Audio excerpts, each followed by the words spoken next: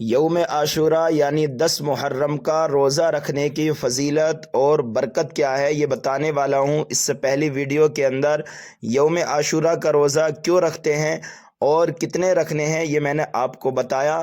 اس میں یوم عاشورہ کے روزے کی فضیلت آپ حضرات سماعت کریں۔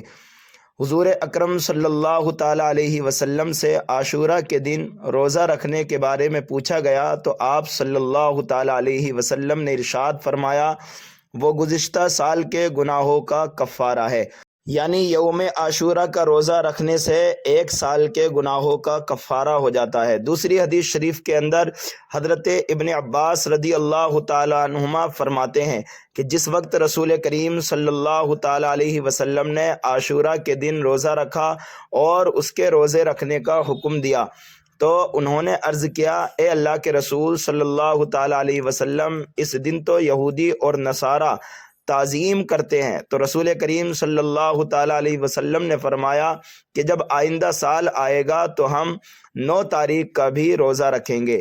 راوی نے کہا کہ ابھی آئندہ سال آیا نہیں تھا کہ رسول کریم صلی اللہ تعالیٰ علیہ وسلم نے وصال فرمایا۔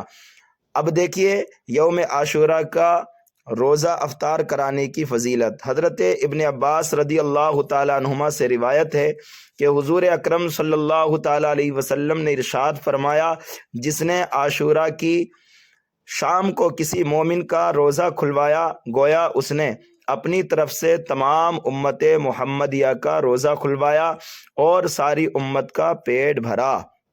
تو ماشاء اللہ سبحان اللہ، یوم عاشورہ کا روزہ رکھنے کی بڑی فضیلت ہے، اور روایتوں میں یہ بھی آتا ہے کہ جب رمضان کے روزے فرض نہیں ہوئے تھے تو یوم عاشورہ کا روزہ رکھنا فرض تھا، لیکن اس کا ثواب اب بھی بہت زیادہ ہے۔ اور محرم الحرام کے اندر ہمیں کون سے کام کرنے چاہیے اور کون سے کام سے ہمیں بچنا چاہیے، انشاءاللہ بہت جلد اس کی بھی ویڈیو آپ حضرات کے سامنے آنے والی ہے۔